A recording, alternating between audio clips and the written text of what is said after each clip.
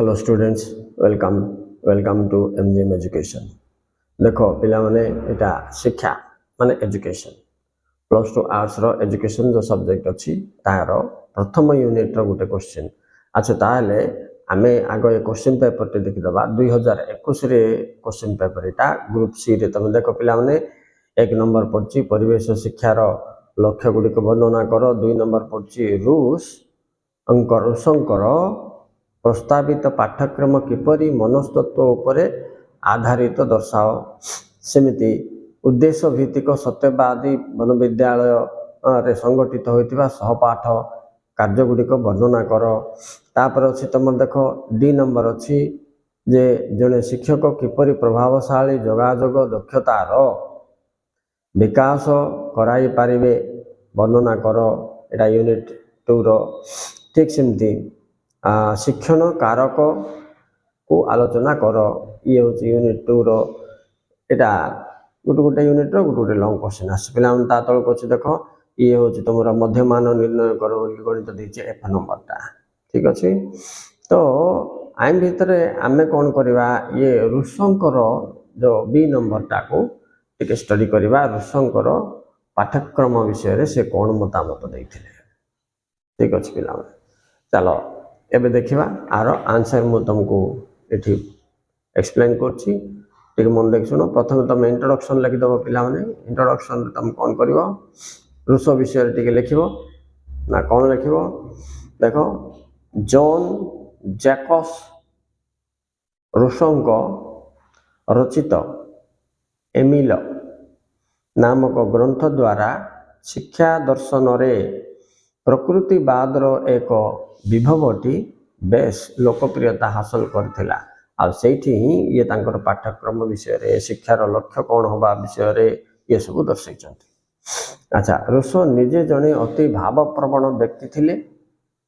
तेणु से शिशु मानकर स्वेच्छाकृत अभिलाष गुड़िक उपरे अत्यधिक गुरुत्व अर्पण करथिले। रूसों मतरे शिक्षा शिशुर अंतर्निहित शक्तिर विकास दिगरे व्यवहृत हेबा उचित बोली से मतामत दैछन्ति।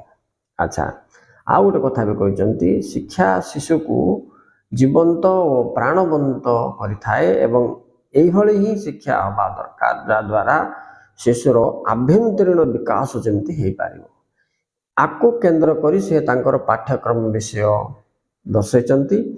तो चलो दिबा तांकर पाठ्यक्रम विषय देखो एबे से याको रूस शिशुर 4टी विकास पर्याय उपरे गुरुत्व आरोप करछन्ति। तदनुजाई शिक्षा व्यवस्था हेबा विधेय बोली मत प्रकाश करिछन्ति। सो से 4टी विकास पर्याय कौन कौन आमे एबे देखिबा। देखो पिला माने 1 शैशव अवस्था, 2 बाल्य अवस्था चाइल्डहुड, 3 युवावस्था एडोलसेंस, 4 यौवन अवस्था। एमती 4टा पर्याय करछन्ति। से प्रथम पर्याय जदि आमे देखिबा शैशव अवस्था रे से कहछन्ति जे एही सोपान रे शिशु को कौनसी अनुष्ठानिक शिक्षा देवा आवश्यक नाही। कारण एही समय रे शिशुर शारीरिक विकास उपरे जहा आवश्यक ताई उपरे गुरुत्व देवा निहाती भल हेबो। तेणु तांको मतरे शिशु और शरीर को सबल और सुस्थ रखिबा को हेले ताको शारीरिक अभ्यास कराइबा दरकार से कहछन्ति। अच्छा द्वितीय रे जीवा जदि बाल्य अवस्था रे कोन करिया पय बाल्य अवस्था बोले तांकर 5 वर्ष रु 12 वर्ष पिला को बाल्य अवस्था। अच्छा रोस कहितिले बाल्य अवस्था हेउची शयनर पर्याय।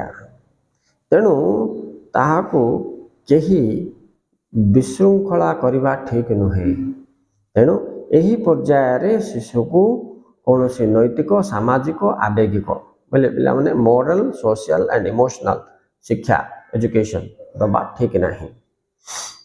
शिशु को यथेष्ट परिमाणर श्रृंखला प्रदान करने विधेय बोली से कहते। इतिहास भूगोल तथा अन्यान्य वाचनिक शिक्षा प्रदान यही समय रे दबा ठीक नुहे बोली से कहते। तो यही पर्याय केवल पाठ्यक्रम रे शारीरिक व्यायाम विषय रे गुरुत्व दिया जाए।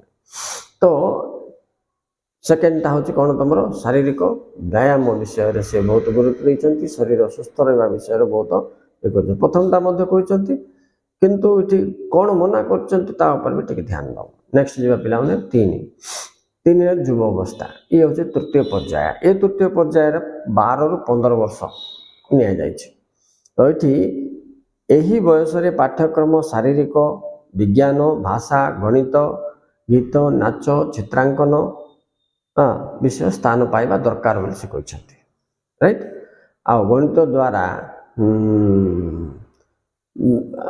विभिन्न विकास होता है तेणु विज्ञान और गणित ए समय रे शिक्षा देवा सहित चारित्रिक विकास माने डेवलपमेंट ऑफ कैरेक्टर डेवलपमेंट चरित्र विकास उपर गुरुत्व देवा उचित बोली से दर्शाई तापर चलो पिला माने चतुर्थ पर्याय से कहते तुम यौवन अवस्था लॉन्ग टाइम तो 15 वर्ष प्लस आर अर्थ तो ये समय से कौन कहते ये अवस्था ऋषंकर पाठ्यक्रम दुईटा विषय उपर गुरुत्व दिया एक हूँ नैतिक दुई हूँ धार्मिक मोरल एंड रिलीजियस अच्छा को स्थान दि जाए आई उपर शिशु मान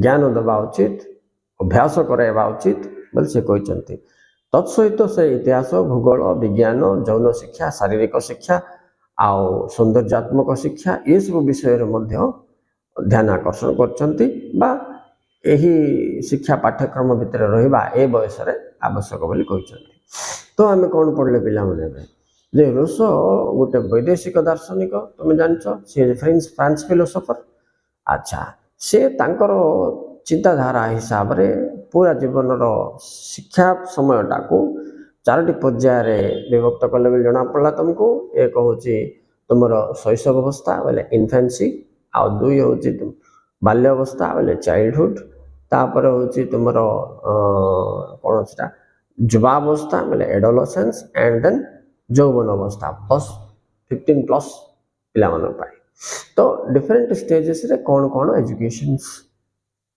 नबा कथा पिला से कथा मान दर्शाई okay students thank you very much for watching please like and subscribe Etah education subject थिला सिम तुमको history political science economics English MIL Odia सब वीडियो मुझे छाड़ी पिला मोर प्ले लिस्ट जाके देख पार तेणु एक चैनल अनेक सब्जेक्ट वन कवरेज तेणु पिला चैनल टी को जो मैंने नुआ आस सब्सक्राइब कर नब तो तुम परीक्षा पूर्व बहुत गुड हेल्प हो ओके बाय।